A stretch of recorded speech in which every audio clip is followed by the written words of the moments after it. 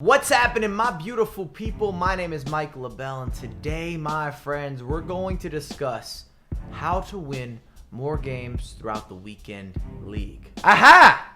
4-3-3, just for chemistry, as most of you should do. In game, I've been playing a 4-2-3-1 or a 4-4-2.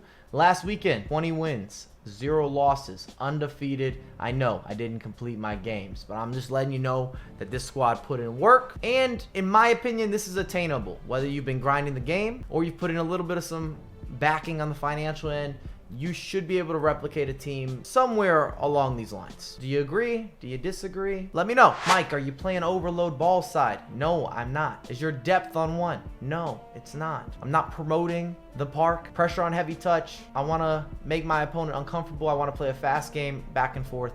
I'd like to score goals. It doesn't always go that way, but that is my goal. I want to have fun while I'm playing the weekend league. At least try to have fun while I'm playing the weekend league. So defensively, pressure on heavy touch. Offensively balanced, putting a lot of players in the box.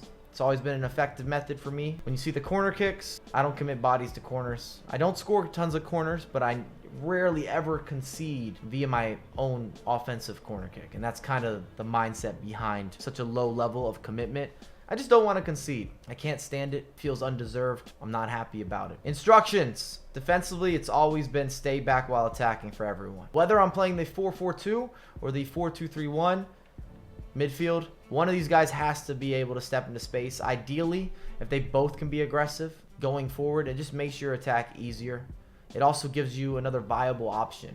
This has been the issue when you're looking at having the likes of a Vieira or a Fabinho. Not only do they not turn as quickly as you may like, if you get them into a 1v1, you can't really count on them with finishing. You can make the same argument for Conte. Conte is fast enough and turns quick enough to create space.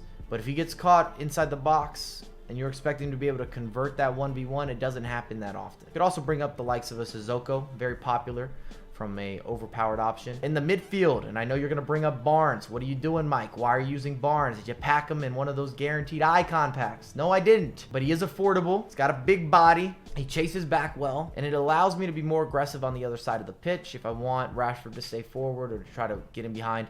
I've also frequently subbed out Barnes. We just picked up Quaresma, so I'll be using Quaresma as that sub for this weekend. Hopefully he puts up big numbers, maybe around halftime, just to get that extra burst off the bench. And Greenwood up top is the real deal. 4-4-2 tactics, really no adjustment. We might have increased by just the smallest of margins players in the box. Instructions, everyone's still staying back defensively. With the center mids, similar game plan. And then with the left mid, the right mid, and even the strikers, I have been testing their instructions. Who needs to sit back? Who needs to get in behind? I haven't used the 4-4-2 as much in recent months in FIFA 20.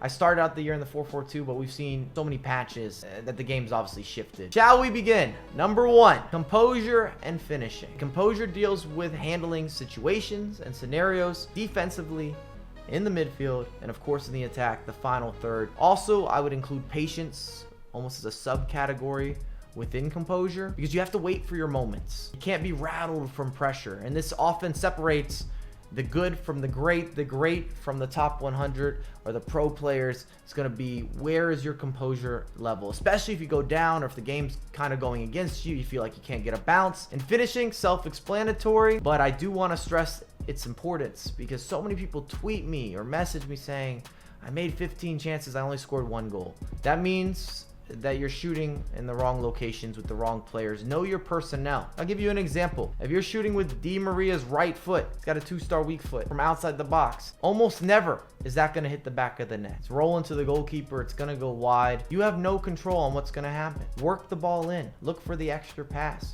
Go for guaranteed finishes. Be sweaty. Gotta do what you gotta do. Number 2, measuring risk to reward. And this happens all over the virtual pitch as well.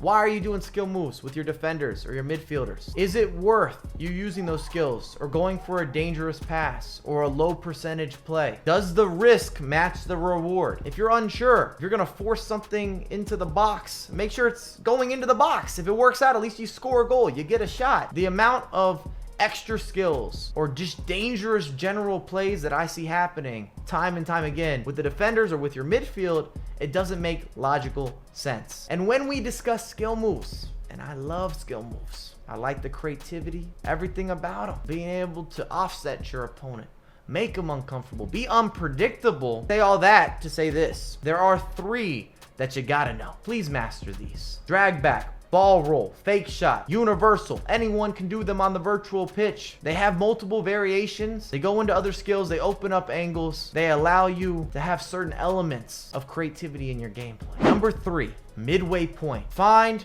your best tactics for you. That's going to take practice. That's going to take commitment. And that's between knowing the formations, and I would recommend mastering 2 formations. Whether that's a narrow formation and a wide formation, or even just being the ultimate tactician of one formation but in 2 different ways, where it's very aggressive or maybe it's a lot more passive or balanced. Meta player choices. Most effective tactics available. Make sure you go with players, whether they're high rated, they're low rated, they're expensive, they're affordable, that fit the game, that give you the best chance to have success. So many of you at home pick solely off football favoritism. I'm not mad at that. You can't complain about some of these guys that perform in real life not performing in the game. I'm not saying it should be like that, but just how the statistical allocation works, certain stats are going to be more important. That's always been the case. Let's not stop there. I've got some more free advice. Don't make adjustments too quickly. Because you concede a goal doesn't mean that you have to change formations. It doesn't mean that it was your instructions that were offset. You could have just made a mistake.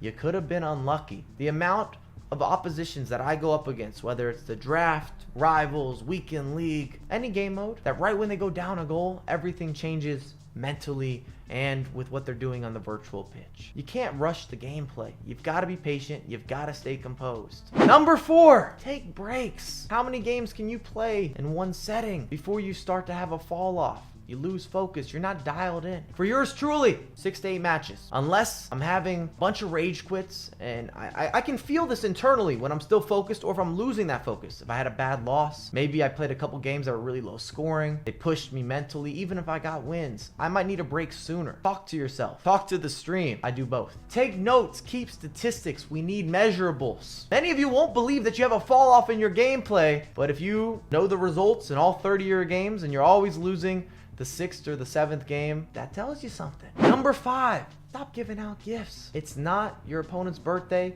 You are not Santa Claus. It's not Christmas time. If you're ahead, especially in late game situations, I'm not recommending or promoting holding the ball. But if your opponent is still sitting back there, parking the bus, overload, ball side, looking to counterattack, make him adjust. There's no reason for you to commit more bodies forward if he's not willing to be more aggressive, to do things manually. I'm not saying go sit in the corner and hold the ball. Do not provide him with presents. We're not in that business. Understanding game management is crucial for FIFA's success. Thanks again for watching. I'm looking forward to the comments back and forth, and I have a lot more content coming out for you ASAP.